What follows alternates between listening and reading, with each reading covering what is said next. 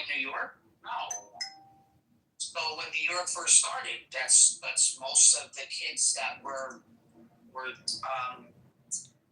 in foster care were Jewish kids in the beginning. Look at the first century. Look at the 1900s in New York City. You'll see that a large portion of kids that were in those orphanages were mostly Jewish. Because I don't see Muslim orphanages either. But you always see these Christian orphanages. I'll tell you one thing you don't see. I've never seen an orphanage in my life. I'll tell you one thing you don't see in the United States is children starving to death. It happens. Maybe we don't see it, but they say that a lot of people are starving here. The only time children starve to death is from neglect. And usually if a child did starve to death, someone's going to jail. So we don't really see that in America. We see that, though, in...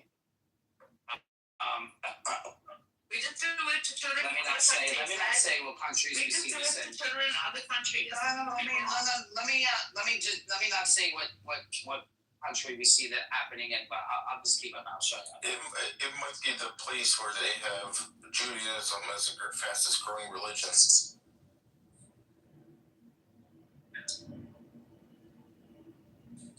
I'm not going to say what region of the world, but Judaism, that same place, Judaism is growing. And when Judaism is growing, it's not seeing the same issue. Is it growing by birth or some other way? How would it be growing at, conversion. Where? Fine. In the Middle East. Oh. Judaism is the fastest growing religion in the Middle East. Do we trust these people that are converted? Well, the results speak for themselves.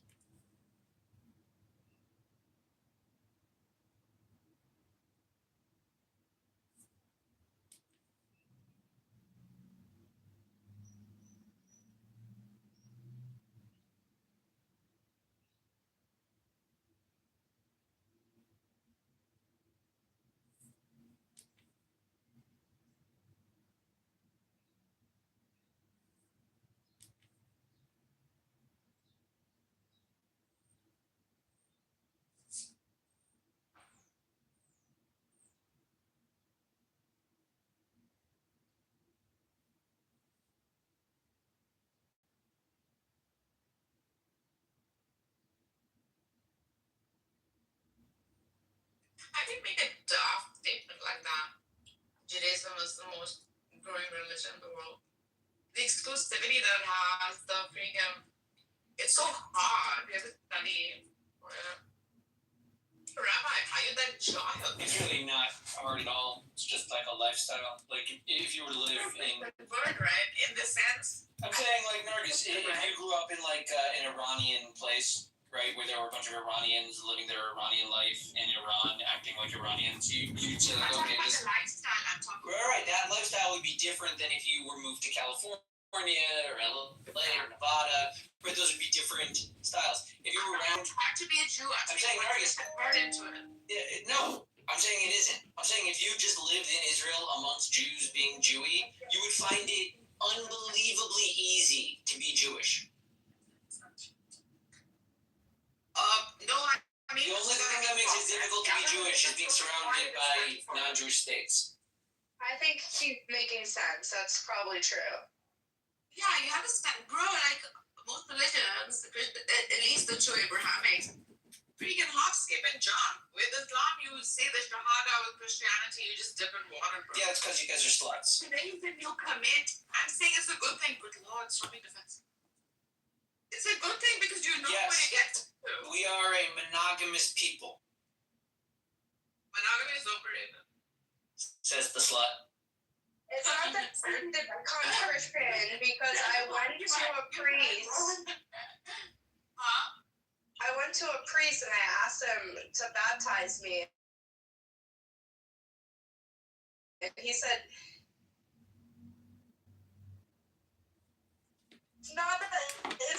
easy, you know. That is what I appreciate the book, because it allows you to see these concepts clearly. Like that is how it should be for I think every vegan school of thought. People should spend time in it and know of it. In fact, that is one of the positives that like most of these groups talk about when they talk about like conversion to Judaism. It allows you to like go through the study process.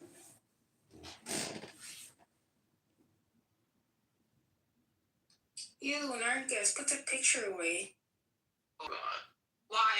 I love her. She's a That's my baddie. twin. That's my twin. That Yeah, is a baddie you're right there. saying because you want to be different and like her for because she's ugly. Why, Ran? I'm Ran? Bro, I love her. No, not It's you. her I'm talking to nose, Danny. and it's like her mouth. When did we go from? We went from yellow to Pretty Jade. funny. I realized they Her wanted- hair like Ayn Rand for like prom or Halloween. That'd be funny. So such a Nazi haircut. What's talking about Ira? We went from theology to females Dude, trauma. Ayn Rand is hilarious. She's lovely. Haven't understood No, her. she's demonic. The reason I became an architect was because of Ira. And I read The Fountainhead. Oh, I read Atlas Shrugged. And Atlas Shrugged. And We the Living. And The Virtue of Selfishness. She's lovely. So lovely. I used to like her when I was a teenager, but then I grew up. I'm just. Yeah, I heard a lot of people outgrow her. Yeah, I am so. What are you saying, Dad?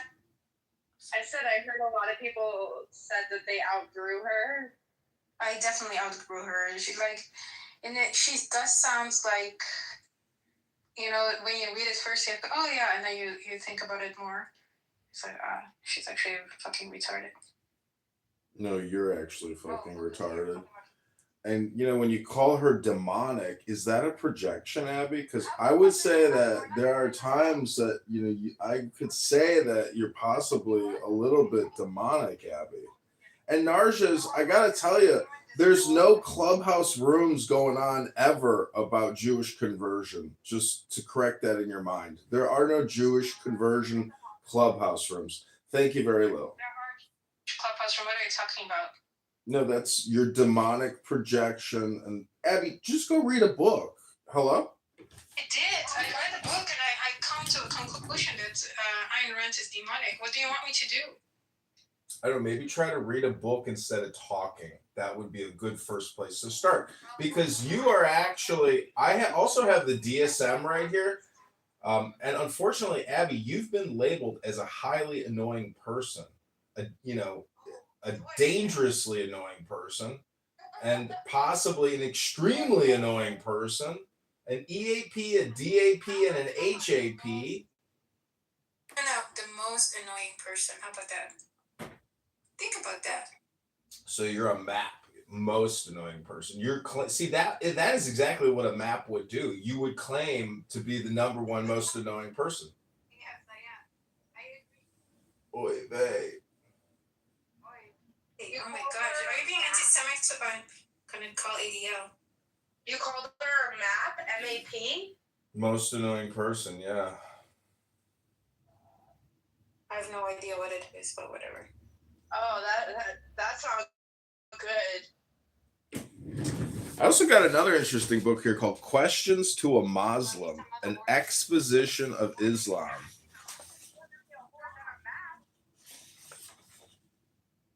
Kind of amazing that God, so Allah, it says here, there is no God but the God, and Muhammad is his messenger. The article the in Arabic is all, A-L.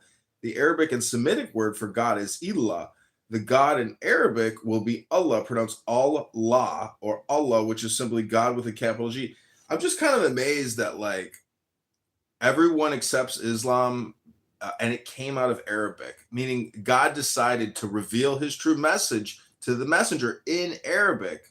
And you would think that, with so many Muslims around, that they would absolutely say, well, we have to learn Arabic because the whole thing was revealed in Arabic, obviously, right? So how can we do this in Filipino or say German? You know, wouldn't you have to go to the source and go into the language, you know, to be a true Muslim? Hello? Hello? Yeah, I love Sanskrit. When I was studying the Vedas, I had a teacher who would come and teach me. I didn't have to learn it. It wasn't my religion. It always makes you study the words in depth. Not that it made any difference in my life. Sadly. Still a heathen.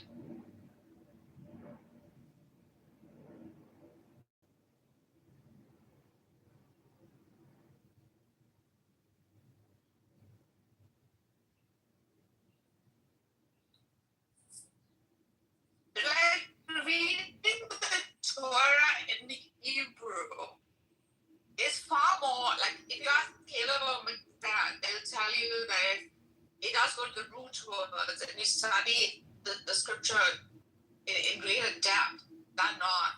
What kind of argument is this, John? Well, I'm being very critical of Islam nowadays. Ever since I learned about the Constitution of Islam written by Muhammad in Medina in the year 660, I've gotten a really bad taste for Islam. And if you've never read it, you should realize just how bad of a deal it was. It's basically a document on how to start a mafia organization to intimidate for blood money, give no justice. Oops, we killed your dad. Here's some money. Shut the fuck up. That's basically what the Constitution of Medina says. Yeah, you're Islamophobe. Like, you don't have to like put down someone's religion. Just No, you see, it's not a religion. It's actually a fraud by Muhammad. It's a scam perpetrated by a murderer. Okay, it's not an actual religion, and thus that's why it's all in Arabic, because it came out of one sick guy's mafia organization known as Muhammad. Hello? It's not a religion. Again, it's the cult of Muhammad. Hello?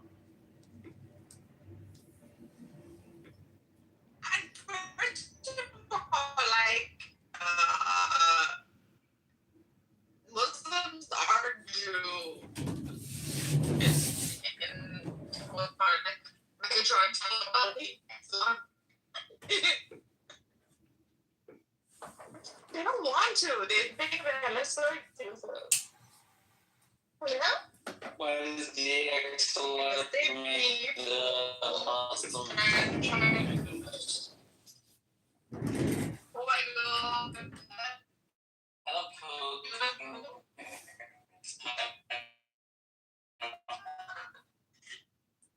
it could be that a lot of people.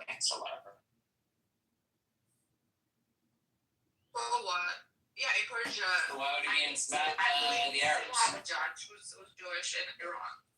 Because you guys apparently make the best judges and money men. Those are stereotypes. You're thinking about our best judges and money men. And money men. So what I think they took this framework of what was being done in Persia, and I think they added that to their understanding of how they should run the Sahaba. Yeah, but that's a strength. Like, we have no evidence to show that. But just say that. But you can make the argument that Persia did contribute a lot to Islam and all else, right? In the Islamic world. Let's start with the language of Arabic to begin with. We gave you a script.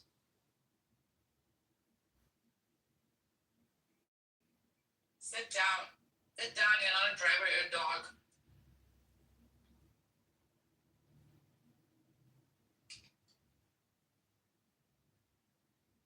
John, when are you gonna create your own SeaWorld? We need the John SeaWorld. Abby went. Hello? It was so disturbing, Abby. Yeah, I know, yeah. For years, bro, that chick was training him. Freaking one day, she like SeaWorld is maybe like 20 minutes, maybe more, 24, 5 minutes away from where I live. Freaking rich. Years of trade. Oh, you're in San Diego. I am in San Diego. Oh, nice. I love San Diego. Okay. It's boring, bro. What? I love it. The people are so friendly. Lived here for so long. You pick a I good place. just forget. I think I went to the zoo, but I don't remember really being there too much. I mean, Chula Vista is not a zoo, Danny. What? Chula Vista is not a zoo. This is really done so. San Diego's known for their zoo with their tigers. It is. San Diego is known for the best zoo in the world, actually. Don't you have the best SeaWorld as well? Yeah, SeaWorld does though. But this dude, the one at the animal park that she's right about, not like the Chili's, but it's by what do you call that? Escondido, up Escondido.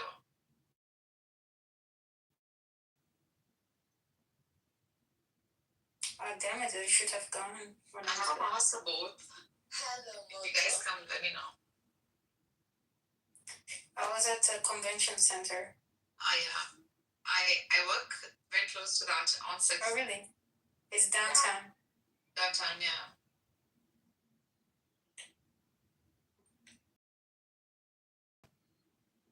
I want to get tested for autism. Me too. What happened? I'm getting my results next month. Like, I'm kind of upset about it because it was like my mom's boyfriend that was the Oh doctor, my god. and I felt like it was a conflict of interest. That's not allowed actually. And people were telling me, I don't think it's allowed. Okay, and people were like, that's not a conflict of interest. And I'm like, yeah, it is. Like, I was like, I think we should get a new doctor. I was like that. He's a lawyer. He left. It could be conflict of interest. Unless, no, it is. Story is it. if I ever talk to my dad again, I'll ask him. You know, he's a therapist. But I think it's wrong. Like. Wait, your dad is your therapist? My dad would That's why never she's be so my upset. therapist because it's a conflict of interest. So no, that doesn't happen. And that's why I think this is kind of like not okay, you know?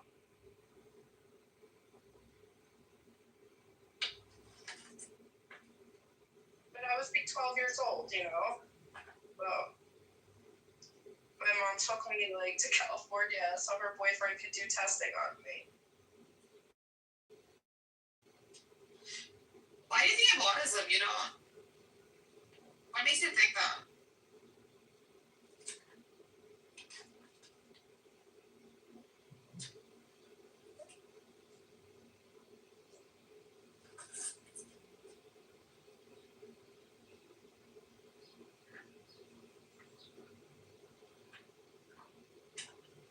Abby, when are you getting your results? Next month. At least you know. It's cool. I guess it's a fad to be autistic. Oh my god, I don't think I am autistic, but let's see. Oh, really? I was diagnosed PDD, pervasive developmental disorder, when I was 17, which is awesome. Yeah, you got all the diseases in the world we know. I know, they're trying to say that I have Munchausen when I really do Munchausen. No, I don't have that shit. I think I you don't do. have that shit. Munchausen is like, No, you know that? yeah. I got my tonsils out when I was 2, and all these studies show that leads to PTSD in 50% of the people who have their tonsils out, and they're not sure if it's from like the inflammation or like if it's like connected to the brain or like what's causing it or the actual like experience. I had my tonsils out when I was 6.5, and yeah, I did suffer from so-called PTSD that I never truly experienced in the form of sadness. Like she told me underlying form of some PTSD. Have you done therapy for that? Yeah, no. Yeah, there's studies that are showing this at like 50% if you have your tonsils out. PTSD, crazy, and it's my earliest memory is getting my tonsils out, and I just feel like they lied to me. Yeah, they lied to me too, and I almost died. Yeah. Dosed me up with like an adult dosage of anesthesia. I never got up for a while. But you were 6 years old? I was 6 years old. If that's your first memory, that's pretty late, actually.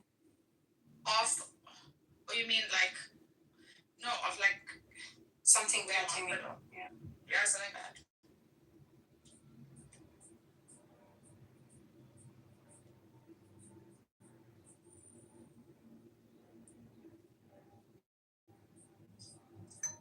John, where trust you when you're quiet? This is weird. Guys, probably recording it. Definitely recording. There's no question. Well, if it makes you happy and if you listen to the recording, which I know you don't, I'm gonna go to the library soon, John.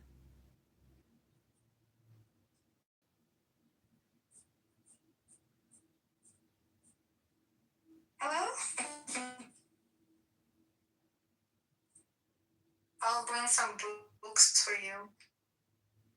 Books I can never read. It better be rude. Yeah, some poetry books. Oh, I was a child. I mean, if you knew German, there are really good German poems. My sister lives in Berlin, and she's married to a German guy. Yeah, she's been living there for years. Yeah, I used to really like Berlin, but the more I went there, I was like, actually, this is very annoying to live here. It's like really big city, and I don't know, to go from one place to the other place, it looks like an hour. Yeah, it takes a long time. Unless, like, we lived in, I lived in Kitover for 6 months, the experience at Alexanderplatz. Oh, yeah. So that's a good place, actually, to live. So good. There's like central. Yeah, it is. So I don't know, my supervisor lives in Berlin now. Oh, yeah? Yeah, he loves Berlin, so he moved there. The nightlife is fantastic. Yeah, he loves the nightlife and so good. I think I should go this summer. So where did you guys start another room yesterday? Yeah, we left. Oh, okay. I stayed in here because I went to sleep with Illumi and our homegirl. I couldn't. I just couldn't. I mean, we went to Andrews actually, and that's where we completely took over. Poor thing. really did. Abby was so. Oh my I God. can't stand that woman. I don't know why. Like, I mean, she's not a bad woman or something. It's just Priya myself. Like, Can't go to those rooms anymore. Bob keeps putting me in the audience. So I don't want to lose my points, so I'm not going in that room anymore. So it was. We went in there. Up those people. Rashad came, Dr. Z came, and we basically discussed Illumi's argument there for hours. He could have easily done that in this room if he was just being patient, I guess. actually, Illumi's a sweet person, but he's just always high. Yeah, that's the issue with him.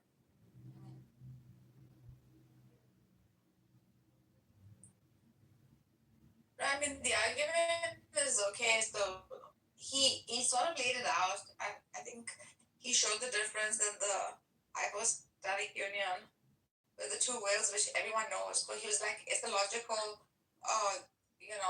the LPT. And then I said, bro, I know all of this. I was like, Rashad that. And then Mahdi came, and then the whole question of why wasn't there a female prophet is what I asked, right? In the 124,000 prophets who were men. And Dr. Z's response was, as a self-made professional woman, and she will tell you herself if you ask her. What is she saying? Women, I don't know. When she talks, I don't listen. It's just my brain shuts down.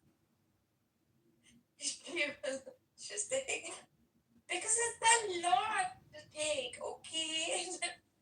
I thought she was upset with you because you were working during your period or something. thing. No, yeah. It stays very hard for women to work during that period. And women, I don't know, something about how it's so much responsibility, etc. Like, and that prophets have to endure a lot of hardship. I'm like, bro, are you serious? You think women cannot endure hardship? Megatron, more like It's so Megatron. much a freaking baby, bro. His name's Megatron, but it should be Megatron because he's gay. He's not. So I was like, just accept that Abraham is a patriarchal.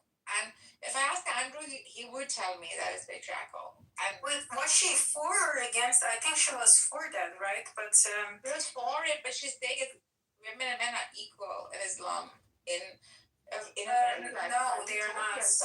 They're not. And then she's saying, like, I was like, at least give us Wait, some what was her argument for that? Like, I would like to know, but I can't stand her talking, so. Very sweet though. I know she's sweet, I'm sorry. But like, it's just, he argues like that. She's a sweet girl, I agree. Yeah, she's really sweet. It's just, I don't know, it's just too motivated. I think it's too biased. And it's fine. I got into that because, like, if some chick who, like, whatever, sits and eats bonbons and watches Freakin' and his soap operas would have, like, answered it the way she was answering, I would say, okay, she's a self-made freaking professional, a sole caretaker of her child, like, living in LA and freaking living the life because he made it. So why would you, like, you would want to have, you would know what success is, to want to have, like, say a female prophet. At least give it, like, a historical reference and say that at the time, this would have been the best way to govern a society because it was that, right? If you want the message out or whatever, if the messenger wanted his message out, he wouldn't come to, it was not a hill to die on. The message was important to spread, right? Yeah, and learn by, I don't know, spiritually or with piety. Let that be an example. The prophet doesn't really hold a gender. He holds like a principle. These are good answers instead of women are weak, women are this. You don't know how hard it is to be a prophet. Bro, you've never been one, so how do you know what it is to be a prophet?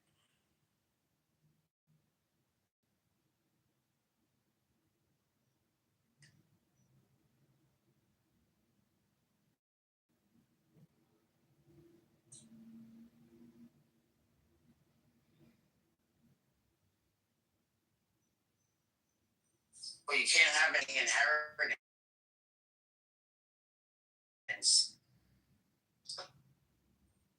I don't have it. Wait, aren't there female prophets in Christianity? No, Abraham is a patriarchal.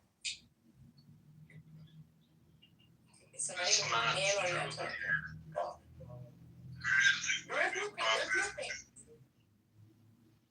Ooh. The woman, the prophetess in the temple who picked up Jesus and said, she prophesied something. Then in the Old Testament we have prophets, prophetesses. Moshe prophet means differently, I think, in the Islamic paradigm. I don't know. It's not just someone who prophesies. In Islamic paradigm, it's more like a dictator king. Yeah, king. Yeah, Statesman, dictator right? king. Yeah, this is like more like Yeah, a so political. it's a different. Okay, even if it's whatever the worst, it's still a different job. You have the same situation even in the Tanakh with Deborah, because the kings of Israel weren't doing the job, and so a woman had to take over. Oh, So, wow. Thank you for sharing. I did not know that. Yeah.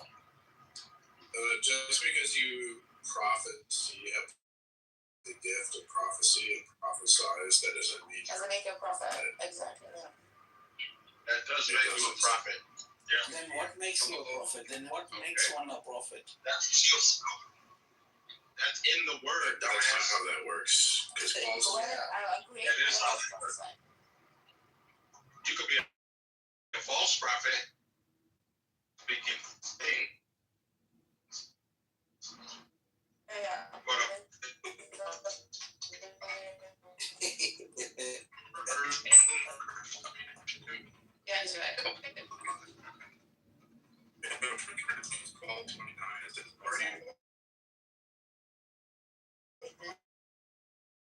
doesn't matter. The thing is, you should prophesy. So you don't agree with Paul? But Paul is talking to the people in the church. CM. He never prophesies. Doesn't matter. As long as you prophesy something. It could be a false prophet. Talk about. No, but he's talking about people who prophesize. He says, are all of them perfectly? Yeah, not all people. Not everyone is a prophet. But he's Everyone's a teacher. he's Not saying that everybody's not like everyone. like he clearly. Yes, he is. He's not saying that. Yes, he He's is. not saying what you Yes, say. he is. He's not saying. Oh, he's not Yes, saying he is. you guys got prophecies, but that doesn't mean you're not a Yes, you're a it prophet. is. What the This fuck? is exactly what he's saying. No, it's not. What are you reading? What's the verse? 1 Corinthians chapter 12, verse 29. Hello? Hello. Hello? Oh, Smilo. I don't know. I have a Timothy. I have a call sign. Timothy. Do you guys see a call sign over my PTR? I'm not on any call, but it just appeared. It stays on like that. Yeah, I saw that. But I'm not on any call and I haven't received a call. Yeah, it's okay. That's how freaking Clubhouse is. Once you've received a call, it just keeps that on. They need to change that. Are you really not on the call, Moshe? No, I'm not. 1 Corinthians what? 12:29.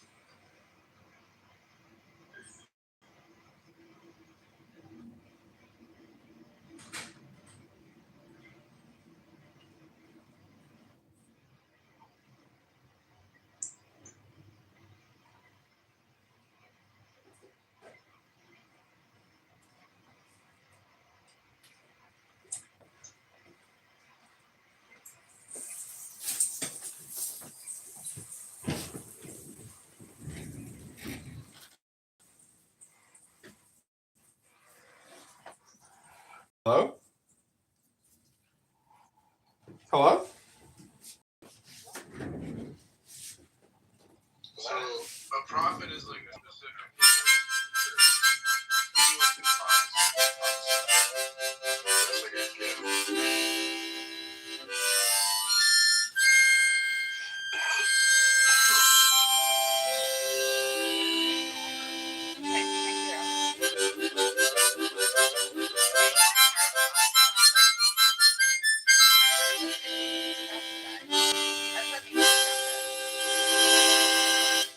Even a false prophet prophesizes, right? Would technically be a prophet. No, a prophet is a specific role and function within the church. Okay. Can you expand on? Pardon me, I just want to confirm my AI summary agent just reported me that this is a discussion about autism, PDD, and tonsil removal. You recorded that, didn't you? No, we're talking about racism.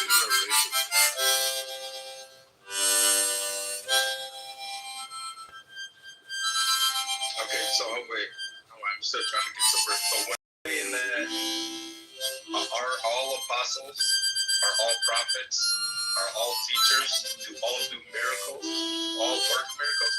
So basically what you're saying is, oh yeah, you could heal people, doesn't mean you're a miracle. You can teach people, doesn't mean you're a teacher. What the fuck kind of shit is that? That makes no sense. Yeah, it's just saying all members in the church don't have the same role. All of them have different Exactly. roles. Yeah. Yeah, everybody has different roles. Not everybody's gonna have all these gifts. Yeah. But you can't say somebody is a miracle. Oh, he does miracles, but hey, he's not a miracle worker. He's just a specific kind of miracle. Like that doesn't make sense. Because you don't understand how language works. I don't understand how language works. You don't understand how language A works. murderer is one who murders. A thief is the one who steals. But all of a sudden, when it comes to the word prophecy or prophesy or prophet, that doesn't have any correlation. Hold on. The individuals called by One God second. to deliver Robin Hood is a messages. Robin Hood was a thief? No, it was a Like hoodie. that. It was a hoodie. Oh, he's right. Like, They deliver a message. They also hold people accountable. They guide. I'm just reading it off of Google. Who's right? They may not be like a prophet, like a major prophet or some like, you know, see, like in, I mean, you're technically. Yeah, that's a primary. No, you're not. Okay. Okay, let Pimas define what a prophet is. Tell us, teach us. It's just, I told you, it's a specific role within the church that involves like a ministry. It's a function within the church. Whereas anyone can prophesy, right? A prophecy is a spiritual gift, where you like speaking. Wait, you don't apparently understand how language works because it's not prophecy, it's prophesize or prophecy or prophesy. Hello? Prophesy. It's not prophecy, it's prophesy.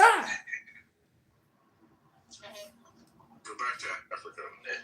I'm just saying all communication on Clubhouse is generally ad hominem projection. So when you say that Smiler doesn't understand how language works, that's really you admitting internally that you don't understand how language works. Just want to clarify. Get this guy a watermelon. Well, as a matter of fact, I've got a delicious watermelon sitting in my refrigerator right now that I will soon cut apart and dice it and enjoy it. But that still basically means that this gathering here, where we are discussing the Bible, Quran, and all the prophets, clearly people have not come to the conclusion how to best use their time.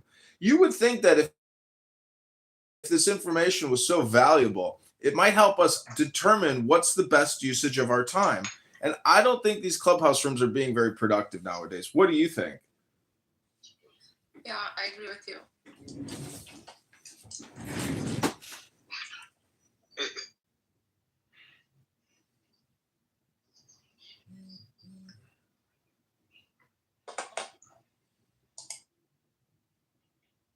Yeah,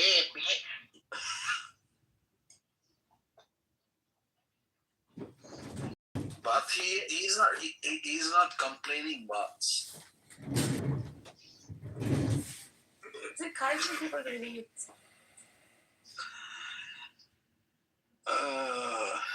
Don't think he's complaining.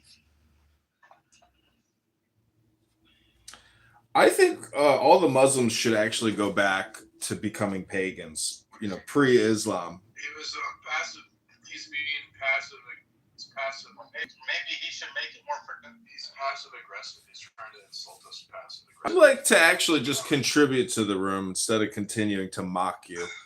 What meaning does Mecca have for Muslims? That's the question. What meanings? These are all new room titles that Barth can use, by the way. What meaning does Mecca have for Muslims? Mecca, a caravan city on the road from Yemen to Syria in pre-Islamic Arabia, was the center of religious associations of pagan Arabians, as well as a center of its commercial activity. Mecca is important to the Muslims nowadays because of its Kaaba, the house of Abraham. Muhammad's tomb is in Medina, not in Mecca. The pilgrimage to Mecca incorporates many pre-Islamic traditions. It takes place around the day commemorating the biblical sacrifice of Abraham. After the Kaaba and other sacred places, all commemorating biblical and Islamic incidents are visited by the pilgrim. In a religion that ambitiously looked towards universality, an annual meeting of its followers had great social, political, and economic advantages. The exclusion of non-Muslims from Mecca is relatively recent. During the time of Muhammad himself, many non-Muslims and non-Arabs lived in Mecca, and there was no objection to their living there. Yeah, right. Essentially, there is nothing in Islam that prevents non-Muslims from living anywhere, including Mecca.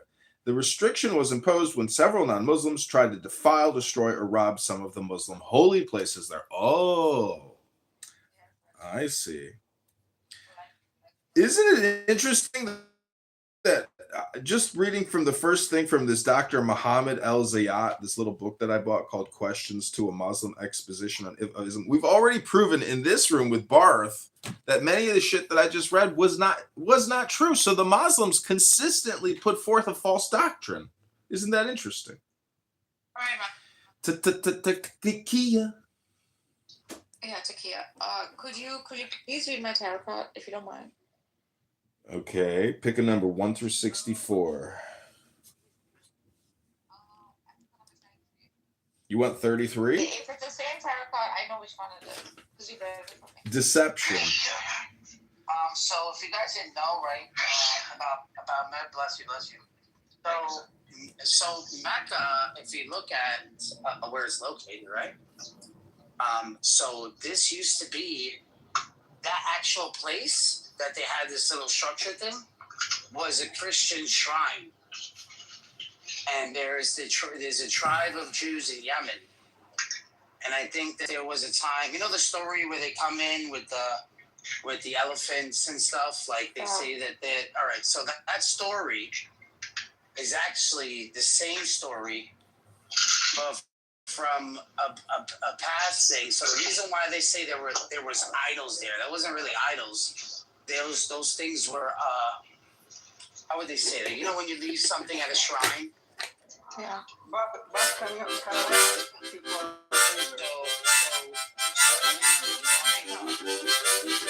the one we were talking about?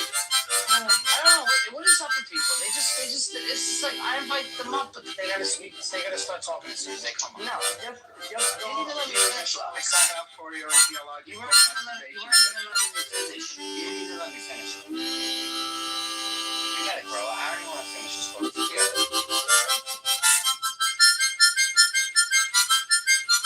No, I wanted to finish the story. You're scared to let me finish this. You're scared for me to educate you. No, because you cut me off. Because you just cut me off. Cut me off. So you I think you knew where I was going. Because I think you know this about where it is, and you didn't want me to say it. No, it's all good. No, it's all good. It's all good, bro.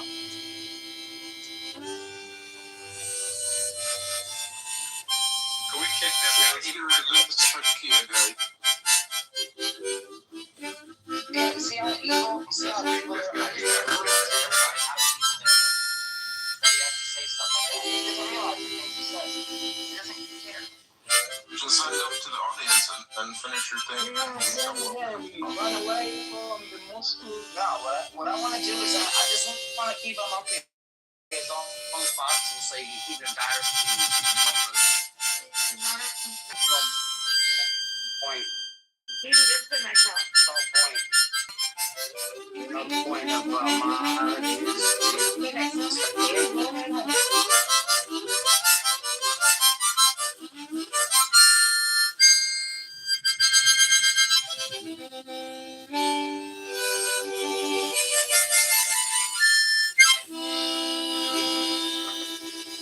because I can do the same with Christianity, you know? I can theologically masturbate about Christianity. No, we're not Oh, really? Listen, only one person keeps bringing up masturbation. Phoenix, only one person keeps bringing up masturbation, and that's you, Phoenix. And I just want to say that Muhammad was a pedophile. He was a homosexual, and it's all historical. You can't actually defile that poor little girl's name anymore. That branch of Islam that the Shia have taken. Let's actually just read from a book, everybody, instead of engaging in this M word with Phoenix. It's called The Book Club. This was number 33. It's called Deception. This was Naga's tarot card. Something is making love flee. In fact, love is withdrawing, turning towards itself in order to protect itself. It cannot do otherwise. In short, you will be exhausted, and you will not even see the shadow of your love.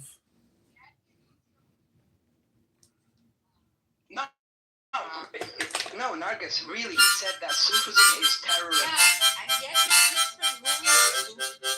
wow. This is like ridiculous. There's so much more creation and this is really, please feel ashamed of yourselves.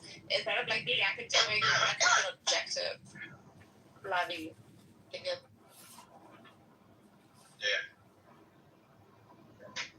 Like he inspired the music that he's playing but at the same time, he's calling Sufis like terrorists.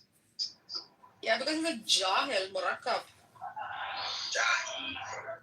It says here that the Sufi or Muslim mystics do not form an Islamic sect. A Sufi wants to remain in the world and serve humanity while being above worldliness. Some Sufis believe that through endeavor and sublimation of human instincts, they may reach a sort of union with their creator. The Muslim Sufi literature is a very rich one. In Persian, Arabic, and Urdu, some of the Sufis have contributed some of the world's masterpieces of literature. Ein Sof means hardly anything at all. He thinks that he is. So be academic about it. Moved on from it. Shit. Kind of stuff. How embarrassing it looks. It's got like a gay voice going on. They're embarrassed themselves being it. Look at Migzed, the Ein Sof is right behind him, the limitless light filling his Kelly pot nona. Migzed is the 10 Sephiroth, behind him stands the Ein Sof. You know, sex. Hardly anything. Migzed is just so used to being awash in the light of Hashem, that beautiful Ein Sof that gives Migzed his unlimited financial bankruptcy, debt resolution, creation solutions. So we also see commonalities. What would you say? What would you say? Do you think is the best way to actually study the Kabbalah correctly?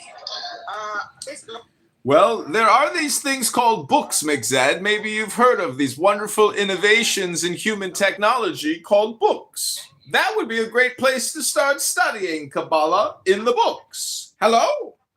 Noted a particular instance of someone studying the deep esoteric Jewish mysticism and becoming a heretic. Yeah, his name was Acher, or Acher. his birth name was Elisha ben Vuya. He is quoted in Pirkei Avos. He was up there with the Tanaim, but by the time of the Gemara, he was noted as a heretic, and all abandoned him except for one student by Meir.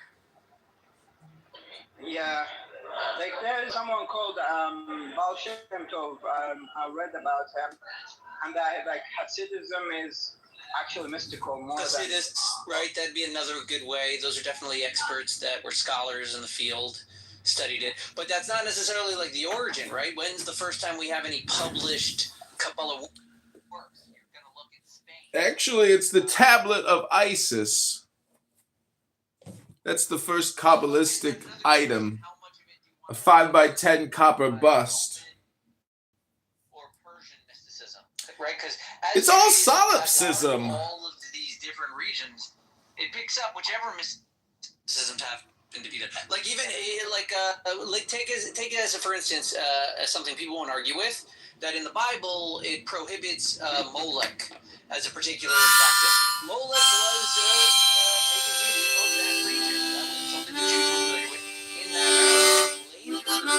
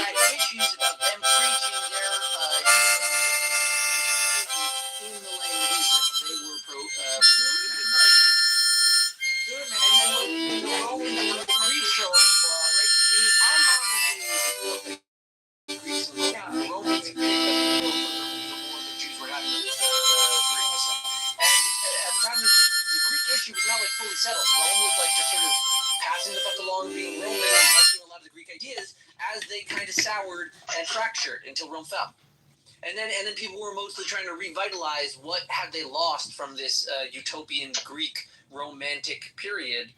And then they tried to build the modern age, which is built mostly on Greek and Roman principles. Can you just say that thing that Megatron into the Chasa in the beginning? How do I say that word? The word like Bereshit? Or Bereshit? Sound like an Israeli? Well, that sounds something like I could say, because I was going to say bear shit, but... Yeah, you can say bear shit. Okay, cool.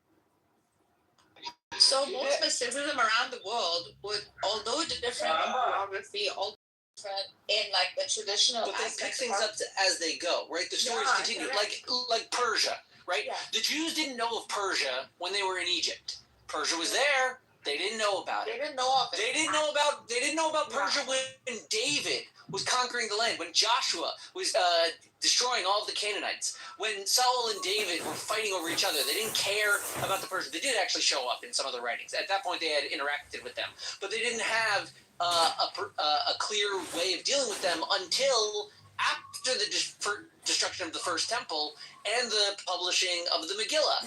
Then the Jews had established their principles of what the Persians are like, how we have dealt with them, and what we think of them.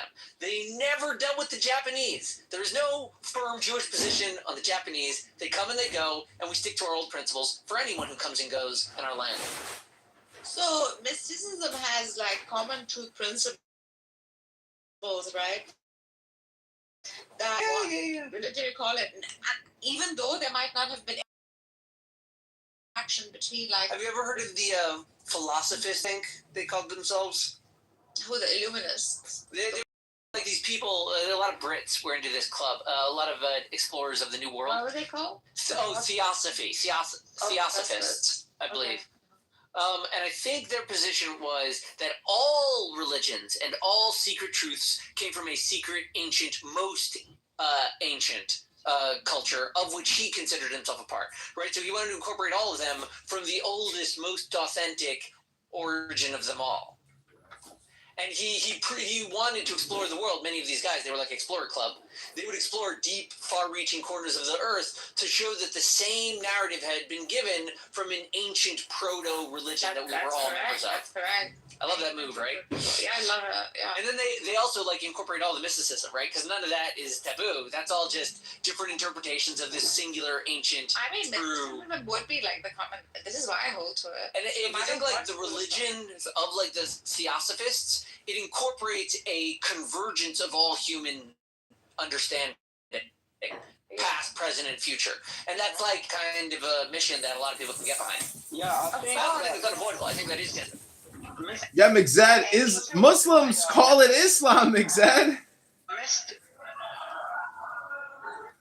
Mysticism is the feminine side of things, I think. Looking like a true little bitch. Damn. Migzad's bringing out the power. Migzad's got that Kabbalistic power, that courtroom demeanor. Migzad, when was the last time you were in court and said to the opposing counsel, "You little bitch"? I was just in court earlier today. So you guys know the study they did on mystics around the world, right? So we had a psychologist in one of these rooms called The Seeker's Mind. And she was like explaining, and we had the room freaking for 3 sessions. Like he has it once every week, but this was the only topic like that went on for 3 consecutive sessions, where like she was explaining how a mystic is born, is not made, right?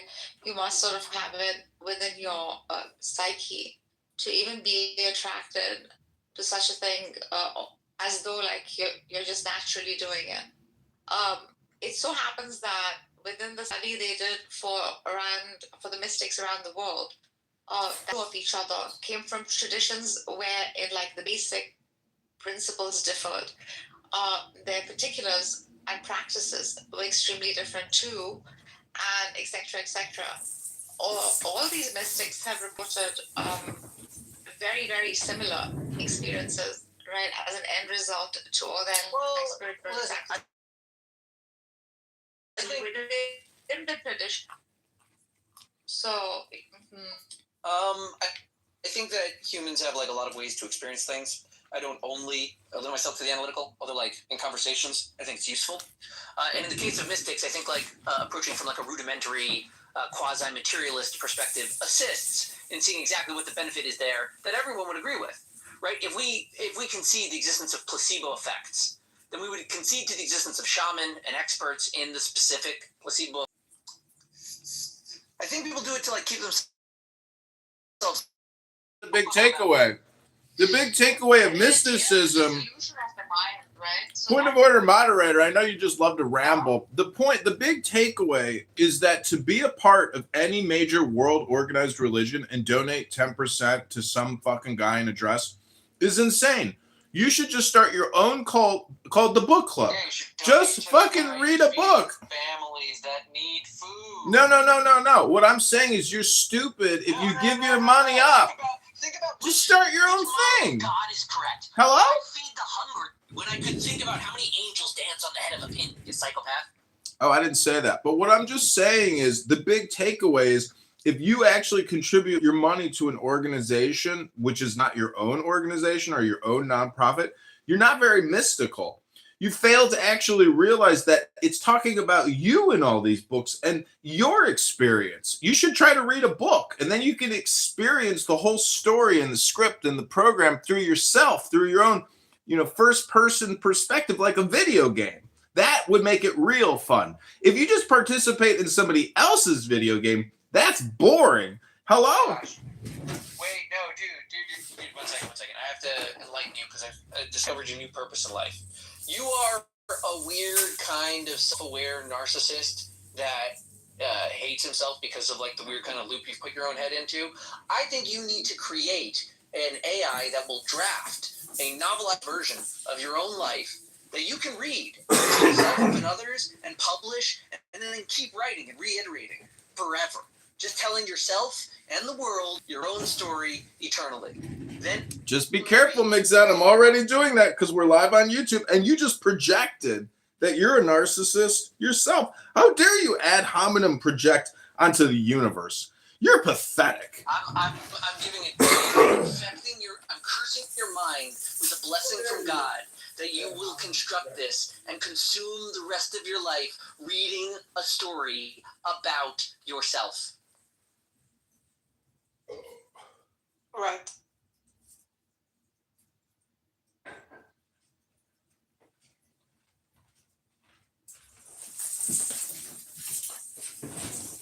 Well, now that we're getting back into what is the soul, do we live in the soul or does the soul live in us? Hello?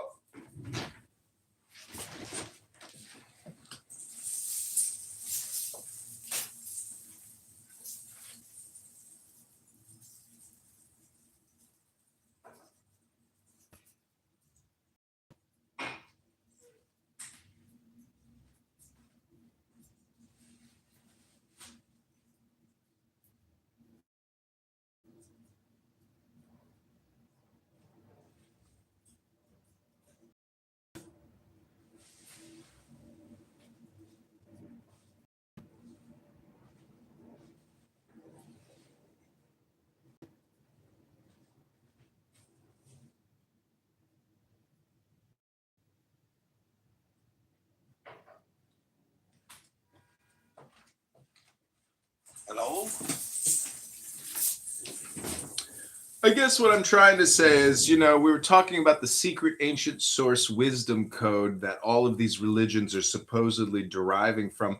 It's actually just an everything bagel. And right now in my toaster, I have an everything bagel ready to come out and I'm going to slather it with cream cheese. That to me would be basically a metaphor for the Kabbalah, meaning it's everything with something extra. Hello?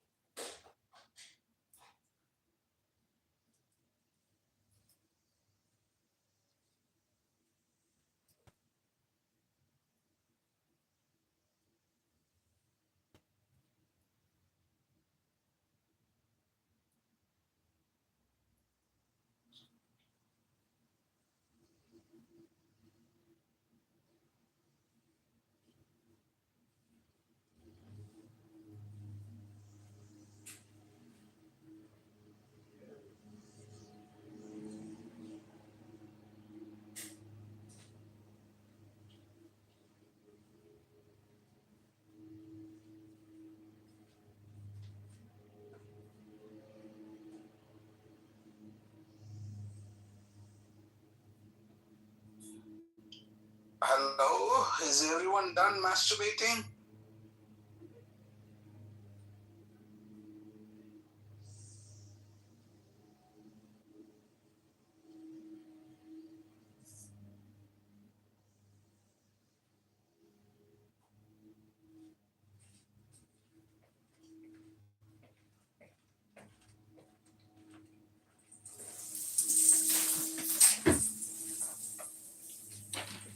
No, I think. Oh, Eitan is here. Eitan, how are you doing? What's going on? Are you studying Kabbalah in Tel Aviv? Are you living in a shelter, nut to butt? How's it going, Dr. Eitan?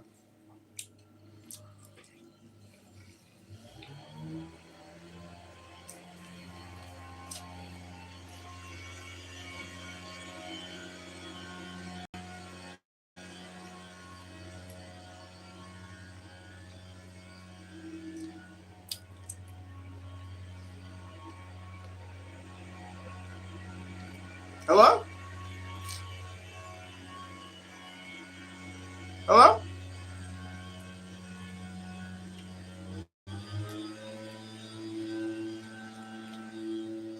The landscapers. Somebody call me? What up, people? Dr. Eitan, what new discoveries have you made? What new learnings have you learned? Every day I learn something. Every day is a learning day. What are you? Baruch Hashem. Everybody sounds chipper today.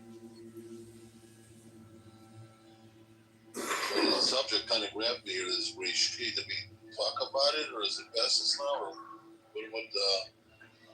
Anything exciting? Oh, question.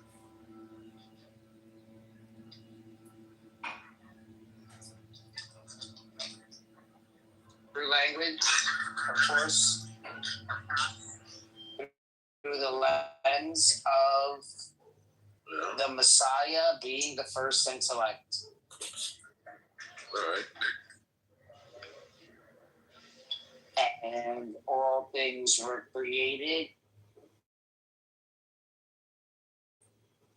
through his knowledge, being the closest to God.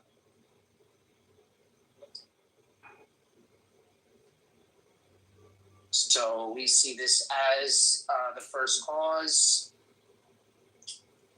first of creation. Yeah, we're using that kind of language. How do you feel about that? Is that very Kabbalist? Sounds legit to me. I mean, I don't know your problems with it. You say you're reading it as a Christian in Hebrew. Yeah, isn't that funny? Well, I didn't know you know Hebrew. I mean, you do know Hebrew. Nothing to brag about. There's some really cool stuff they did with the Hebrew, with the Kabbalistic stuff. They switched like letters around and added the value stuff, and it comes out like the Hebrew, the first I think the first 7 sentences come out in 7 words. So it's all that stuff they do. We have 10. It's 10 sentences, and it's the names of the first 10, right? Something of that. Yeah. What's interesting is, people looking for apologetic or exegetical find one thing, but literary scholars are going to find other things there, right? Because the literary scholars are interested in like the sociological value of what's written in there. What were they doing? What was the political statement that they were making, right? So one of the things that sticks out, because they call it a polemic against the other religions that they people from the region, right? You're there? Yeah. Okay, so what does it say? That God created the heavens and the earth and yada? And then it goes on, and his spirit hovered over the abyss, right? Okay, now the interesting thing there is there's a scholar by the name of Kasuto, a very famous scholar. And he says, okay, in Hebrew, the word for abyss sounds very much like one of the names of the Mesopotamian gods. And there was like a literary hint there to say, we created your gods. So, בראשית ברא אלוהים את השמיים ואת הארץ, והארץ הייתה תוהו ובוהו, ורוח אלוהים מרחבת על פני תהום. So this thing Tahom is a nod, if you will, to Tiamat. That makes any sense. No, go in. Yeah, so Tiamat. You know what's odd? If something's free, people just can't resist it. Doesn't matter what it is. Wow, is that picture? Like rebelling against, even though, literary people will tell you that they took many of the ideas, right? They took clip blood, they took the wrestling with God, they took a lot of ideas from the Mesopotamian culture. But that was one of the things they pointed out. And so when you read it in the Hebrew, and especially if you're reading it, like, I don't know, during the time where this would have been relevant, you would have picked up on that, and maybe today, readers in a different language will the background on it will not miss out on that.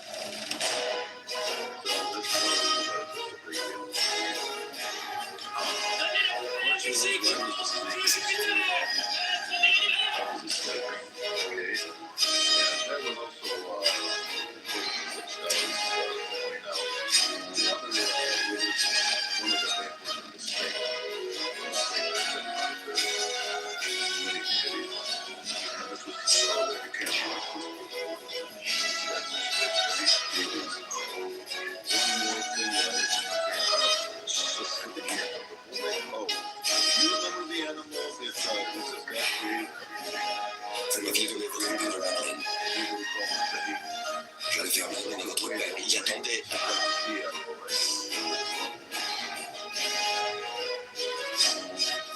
C'est vrai qu'il l'espérait comme vous. C'est le roi qui l'a fait. Le roi, la vie.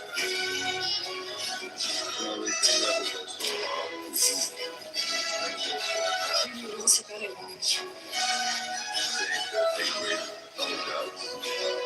One more thing is God is using that's the God that creates things. And it's supposed to be out of God, Le cas vous a tenu la tête comme il a fait du roi. The Aleph in the beginning, the last word, and the last letter is the M sound, Mem, which Aleph and Mem make mother. So, mother creates things. Why did there are two names for God, one that you can pronounce and one you can't pronounce? One would be like calling him dad, calling him by his function, and the other one would be calling him by his personal name. So that's all in Genesis that I can speak of at the moment. So anyone want to respond to any of that? I think there's a lot of information there. I'm just taking all that stuff in. Yeah. That's really interesting. I can see how it just keeps going, right? So one rabbit trail to the next. Oh sure. Yeah. And it's cool that we have someone from a Jewish background, someone from a Christian background, fills up all the pieces of the puzzle. Get like a wider perspective on it. Like I was surprised. Someone said the first two letters in the Genesis in Hebrew, Breshit, right, is Bet Resh, which means sun. So what they're saying is that all of this is about the Son, right? About Jesus. That would be something exegetical in favor of Christians. But it's just a point, an opinion or whatever. Bereshit. Now, if you take Bereshit, the word Genesis, which is the first word, right? You split that in two. We have bara, which means created, sheet. In Aramaic, sheet means in six. So it means it's a hint towards creating in 6 days. And then there's another word that goes Bereshit bara with et ha-shamayim, et ha-aretz. If you move a letter over, it's like saying ata shamayim. You are the heavens and you are the earth. Assuming, sounds pantheistic in a way, doesn't it?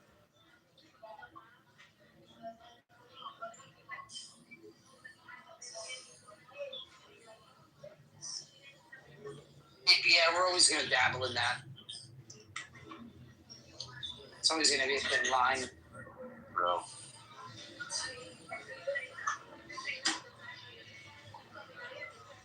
I'm eating possibly the worst tuna sandwich I've ever had. Really? Well, across from my work, at 7:30 at the Cinematheque, they have like their cafe has everything at half off. So this little tuna sandwich and a coffee costs me 18 shekels. And in American dollars, that would be, how much would that be? Like $5, I think? Oh, I don't know. It would be something around like 4 or 5. I don't know if that's considered good in American prices. But just fucking hungry, man. Sorry about that. Tuna. Are you going down there? You want to grab some of those?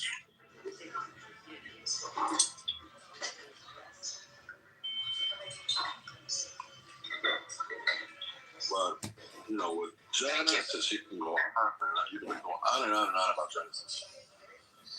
Genesis is loaded.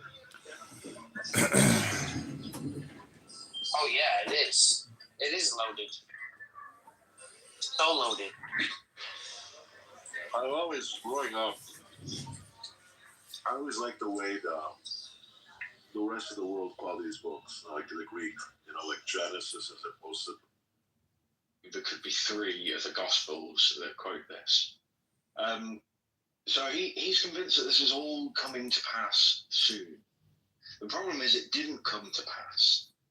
So when it didn't come to pass, people later on, years and years later on, have to find interpretations to make this work. Because on its face, it doesn't. Now, look, James, I'll read the thing. I have a question for you, though. I mean, because now you can. I just want to reply to James quickly. You can ask your question. That's fine. Teacher, which is the greatest commandment in the law? Jesus replied, love the Lord your God with all your heart and with all your soul, with all your mind. This is the first and greatest commandment, and the second is like it. Love your neighbor as yourself. All the law and the prophets hang on these 2 commandments. It doesn't say they'll be fulfilled. It just says it will hang on these 2 commandments, and that is the NIV.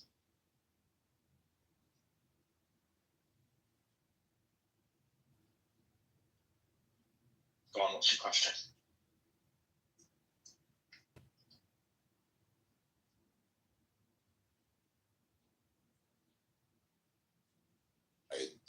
You know, for Christians. And so, would you say like Paul is contradicting Christ there? I think Paul contradicts Christ a lot.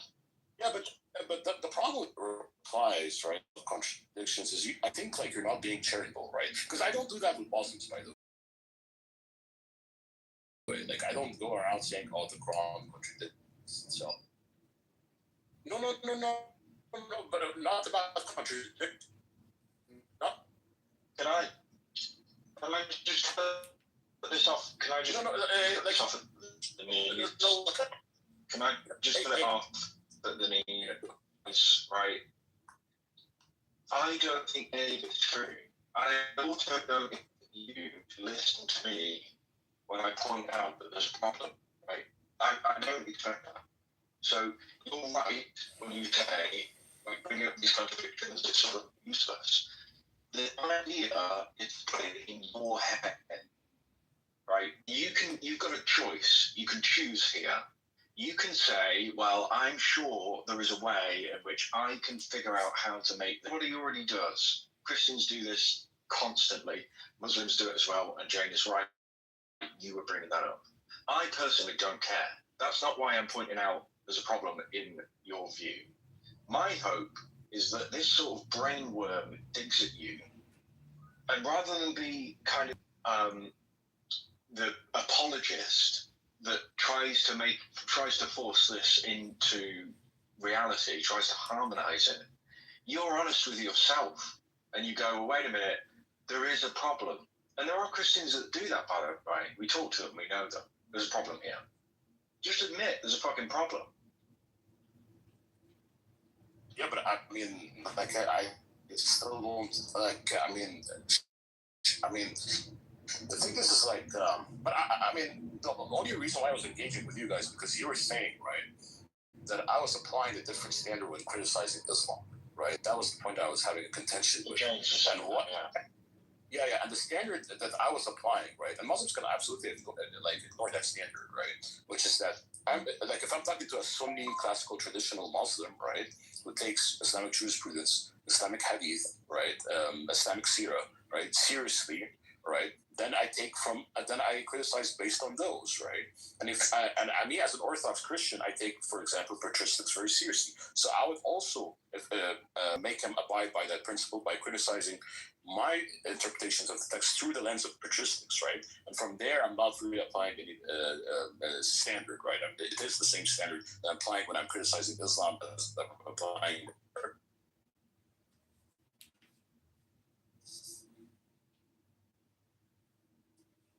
Okay, using it's the same reasoning. It's the same dishonesty. It's just yours has been going longer. Therefore, you think it's legitimate, and I don't understand that.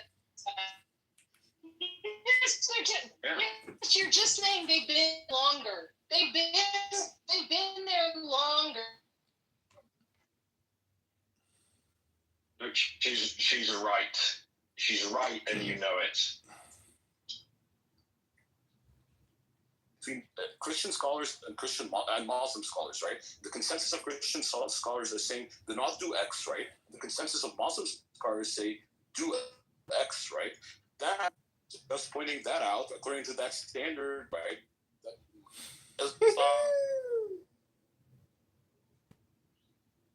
Legitimate for a Muslim to use the same logical inferences that you're using to be, as I view it, dishonestly interpreting the scripture to come to a conclusion that child marriage isn't okay, and that's not really what it means, even though they disagree with the scholars. Just because more people in your religion figured it out earlier that it's a problem and you should probably not follow that, I don't understand why their logical inferences are... So I'm talking to a liberal Muslim, right, who doesn't accept like the consensus or the early Muslim views, like his the early Muslim scholars and their views about the situation. Fine, I don't really have conversations with liberal Muslims. The same thing, like I don't think people should have conversations with liberal Christians because they don't really have standards, right? But if I'm talking to someone, right, who claims to follow classical Islamic jurisprudence, right, then from there I'm just going to point out to the consensus that are found within the Islamic sciences when it comes to these issues, right?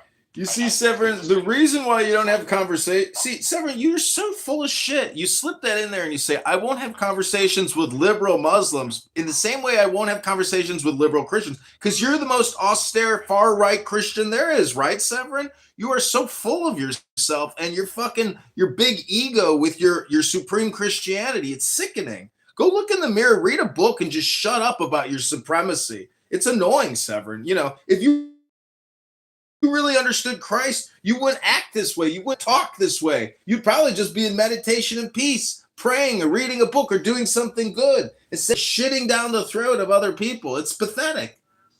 Just universe, point in moderation. Go back and forth with him and have a conversation.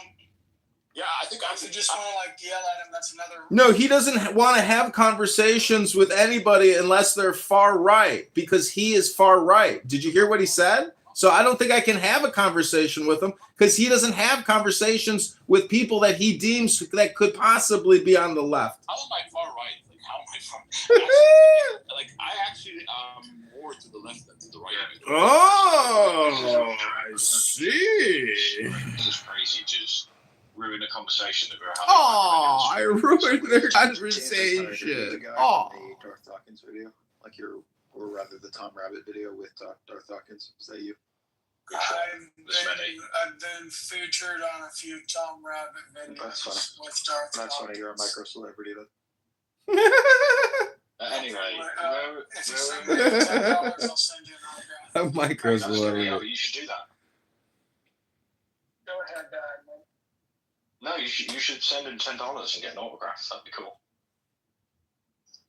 Yeah, then I never would. Yeah, but look, I'd get an autograph from James. That'd be nice. Well, I don't know where we were. Where were we? I think James is actually going to disagree with the principle that I laid out. James can have different, like, I think James doesn't really care about the consensus, which is fine. Everyone to his own, right? I don't know if he's neutral politically, but he knows his stuff. He's probably the most knowledgeable Jew on this stuff. You know Caleb? You could have said Rabbi Randall McDicker. Yeah. Yeah, I know. Yeah, we talk all the time. Yeah. He knows. So, he has a vast knowledge. I don't. That's the thing, right? So when someone like myself is reading through it, right? Julian. There's this guy that I like to. Julian. I've read a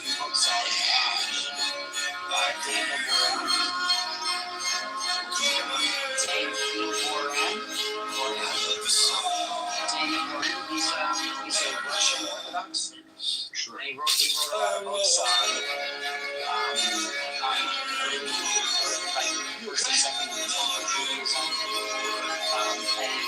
and the beginning of Christianity, and that kind of like that movement that started, and these understandings, and he goes over to powers, and he explains how this it couldn't be the case, and how Christians were reading.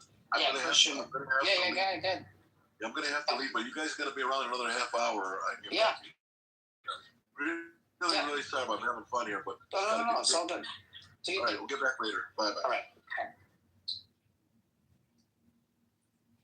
Yeah, if you guys need me to handle these different religions or belief systems, let me know.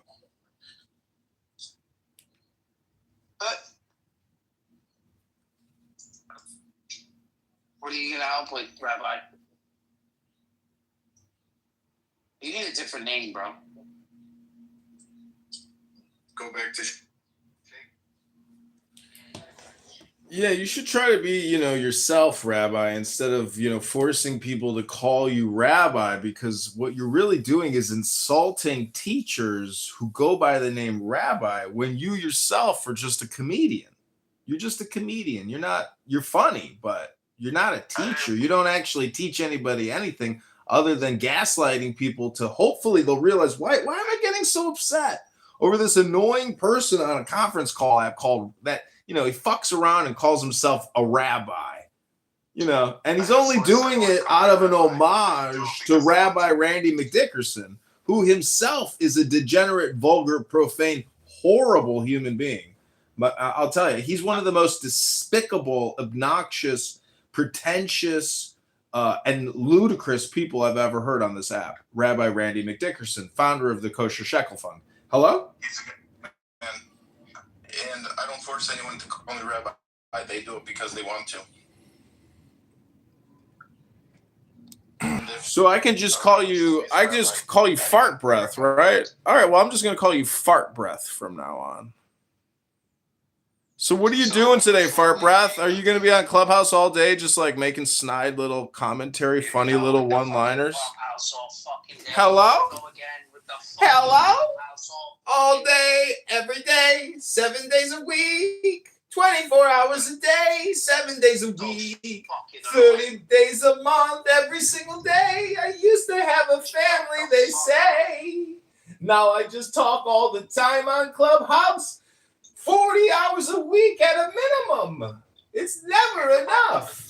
I gotta create my dopamine somehow, some way. Isn't it gay?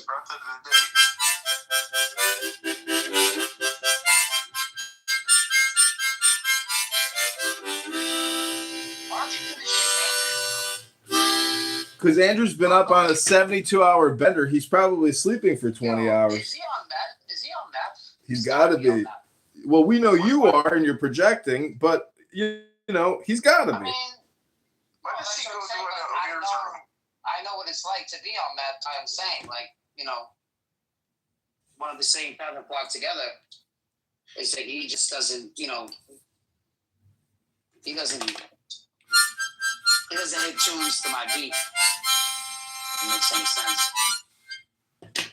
You know what's so amazing is if I had access to meth, do you know what I would do with it? I would read a bunch of books on camera and use my brain to improve my brain to eliminate all the unnecessary things in my life which are wasting my time. That's intelligence. Hello? Here we go, motherfucker. Tiring, bro. Here we go. You gotta get a new shit. You gotta do more. You gotta do more interesting shit. This is fucking annoying. Every day the same shit. You guys are wasting your time. Bro,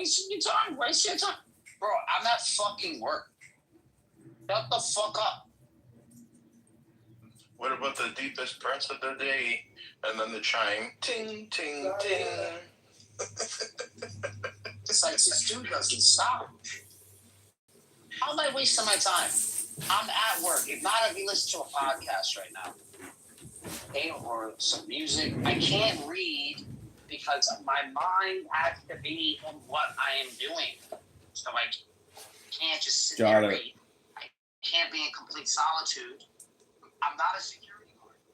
All right, well, I'm going to read a book here and try to contribute to the room instead of complaining about the room, because that's what winners do. We don't just complain. We contribute. We do.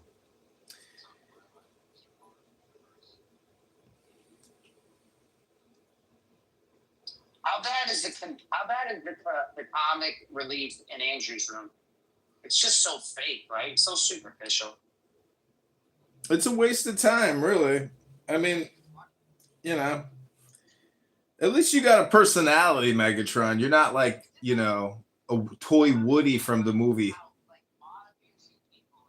It's so funny. It's not comedy.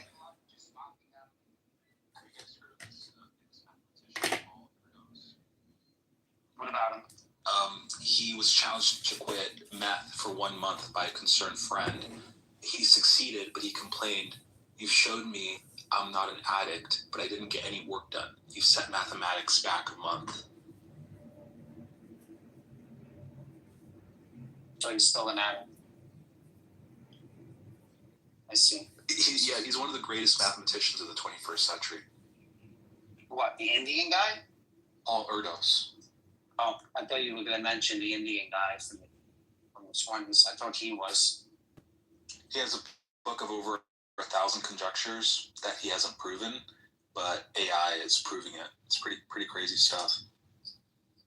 Oh, like, what's her name? Lovelace? Like her? So, you know who she is? You know who she is? She was also a mathematician. What do you mean similar? Do you know what I'm talking about? No idea. Okay, her name is Ava Lovelace. Something Lovelace. She was a mathematician a long time ago, before programming actually was a thing. And she actually has mathematical formulas that are for programming. Oh yeah, from like the 1800s, before like she was using like the binary zeros and ones, trying to figure out the computer before the technology was even there to create it. That's now crazy. Now you understand. Yes. Yeah, similar to this guy, Paul Erdos. He was like this bum who'd go from like he had a doctorates, whatever, in mathematics, but he would go from like a different mathematician's home, and all he would ask them was a place to stay and to get some food from their place and just study math. And he like worked with like 1,000 other mathematicians all over the world, going from place to place, smoking meth. That's very interesting. Yeah, you know, this is the thing about substance abuse is, you know, a lot of criminals who use substances, they're a problem. But if you're a productive, nice person in society contributing in an exceptional way and you're not a problem, it's only a detriment to your health and your potential longevity of life. So the law and criminality that index, and when you overlap it with polite society, drug use, and productivity, you can see how criminalizing the productive person as opposed to helping his health is really the question at hand. But there are people on this app who have admitted that they have been drug users and go around and they rob people, random people, and that type of random chaos is in many ways what terrorism is.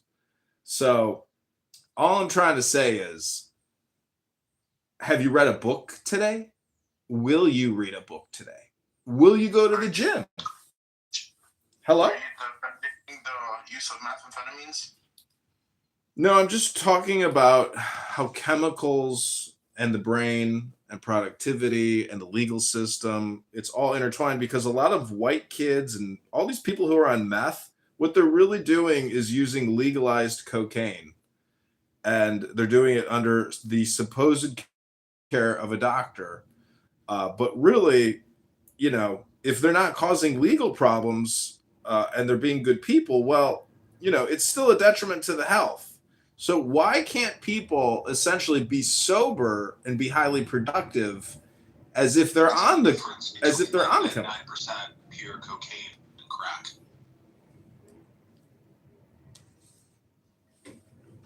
It's the bottom quintile of the population that ruins it for everyone else.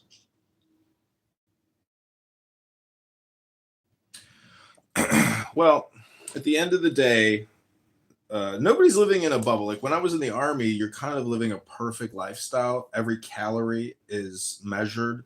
Every exercise is timed. Like your whole life is completely schedulized, and you live in a secure bubble where there's no outside influence, supposedly. I'm just saying, there's like, if we were to take Megatron out of his work environment and just fly him to the Caribbean for like a 30-month stay at our luxury rehabilitation clinic and actually get him off of Clubhouse and get him off of meth, we would be able to actually show him a new way, a new life of productivity, sobriety, and happiness without the chemical additive to the brain.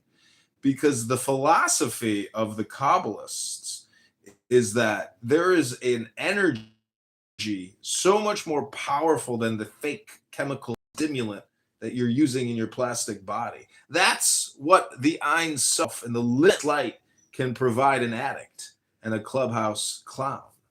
I am complete. We are also opening a new clinic in Mexico. If anybody's interested, it's next to the stem cell therapy clinic that Joe Rogan keeps touting, where you just go in there, you sit on a luxury leather couch, you get an IV put in, and you get your genetic upgrade. It's all fake. It's all a lie. Mel Gibson's father still died. Mel Gibson's dad went down there for the genetic DNA renovation work on his body. He still died. It's a scam. So what I'm trying to say is almost everything in this world is a scam. Unfortunately, we humans are so despicable, especially in the age of communication technology. It's all a scam, because look at it this way. California citizens pay $50 billion a year in income taxes, but there's $50 billion worth of fraud in the Medicare Medicaid system. So how the fuck is there not a revolution? How the fuck does the government just not shut down and say, okay, we can't do this because we are actually facilitating the fraud, and therefore our whole system is completely and utterly bankrupt? And that's why I question Megatron. You go to work every day busting your ass for your 4 daughters, but you do realize you're not just working for your 4 daughters' future. You are working for an insolvent, bankrupt system. And so if you don't get involved politically, and I know you don't like talking politics and all you do is spend your time working on religion, the problem is you're going to get consumed by the political system, because the world today, in many ways, the new religion is politics. I rest my case. Hello? You're being anti-Semitic. Don't bring up the Jews when it comes. Again, that's ad hominem projection by a retard. You are retarded. I don't know who you are or where you live or what you do with your life, but all you do is ad hominem projection every single day, all day about Jews. You're retarded. I don't know who raised you or what brain damage event occurred in your life, but Rabbi, or I should call you fart breath, you are one of the dumbest ad hominem projectors. You think you're funny. The joke ended months ago, but you're still here. Hello? Why are you being anti-Semitic? Why are you making fun of rabbis? Okay, ad hominem projector. Here we go again. Did a donkey, did Muhammad or Jesus' donkey kick you in the head? Is this what happened to you? It must be exhausting. So you're talking to people with a wealth of knowledge, intellectual, inclined people that are teachers. You're calling them fart breath. So after being anti-Semitic, this is how you conclude? Amazing. Yep, you are definitely one of the most brain rotted out people I've met on this app. My friend, you concluded before you even started. Exactly. I would just encourage you to try to say one intelligent sentence, maybe from your memory, and then we can leave it at that. Okay, fart breath, sound good? Listen, you don't become a rabbi overnight. You think somebody becomes a rabbi just by... Okay, the question, fart breath, is try to say one intelligent sentence. That's the question, or the demand. Go ahead, fart breath. Can't do it? John is currently being investigated for fraud in the election system, and he will be considered a felon if it doesn't go his way. This is an ongoing investigation. He hasn't been acquitted. Go look at John Kitover, ChicagoFelonCriminals.com. Well, all I gotta say is that was funny, but still not the intelligence that we're looking for. You seem to know so much about spirituality and the Bible, and obviously you can't stop talking about these people call themselves Jews. Yeah, I know, fart breath. But what we're trying to figure out is, can you actually impress us with one intelligent sentence where we will all say, "Wow, that's pretty smart." Go ahead. Well, I think your perception is subjective for the fact that I got to the level of being an intellectual scholar, and you basically are calling me these absurd things. You're, pointing towards your playground logic. See, what worries me sometimes is I like to accuse other people of committing ad hominem projection. But then when I say that other people are committing ad hominem, is that me committing ad hominem projection against an ad hominem projector? Is it a me problem or a you problem? So who is the rabbi at the end of the day? I don't know, fart breath. You tell us. Are you a green bean? I'm going to go with Dr. Megatron here.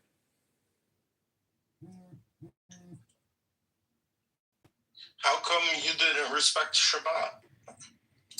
So the other thing is, I call it ad hominem filibustering or hypnosis filibustering. Hypnosis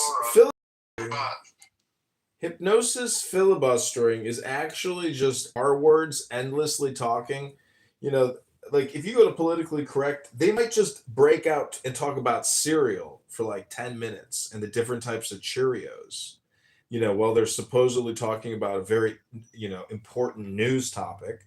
They will ad hominem filibuster and just go straight into Cheerios and the 10 different types of Cheerios there are. And that could waste like 10 to 15 minutes of their lives just talking about Cheerios. Hello?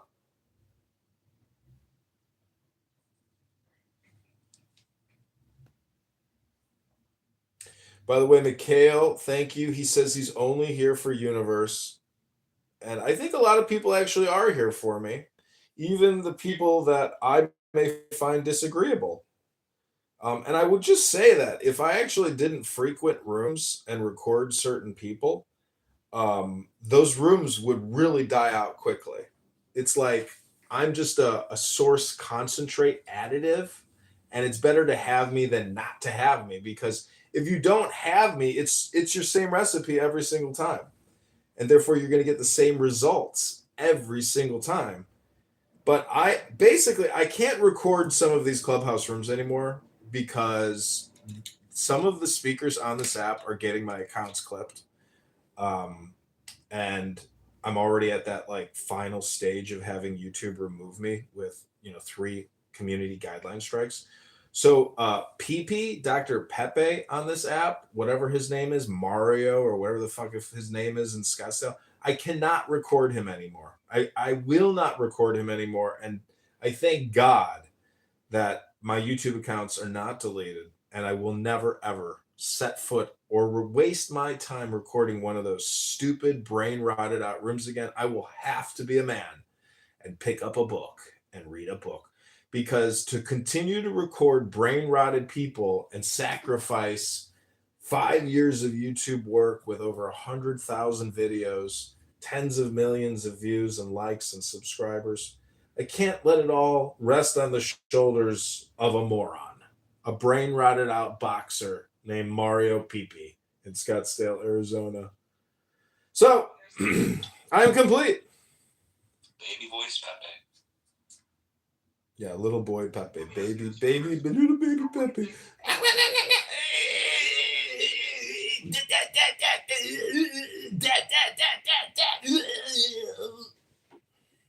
What do you think YouTube is going to do when they find out you're cosplaying and you're actually Pepe and you're actually Resistance?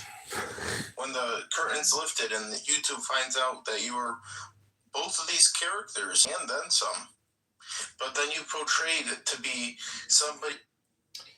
See, it's actually all based on a transcript. So you don't do anything. You actually just come here and just like say random things in response. But I actually create things. And so when you create a YouTube video, it produces a transcript and it clearly defines the speakers. And that's based on speech recognition pattern.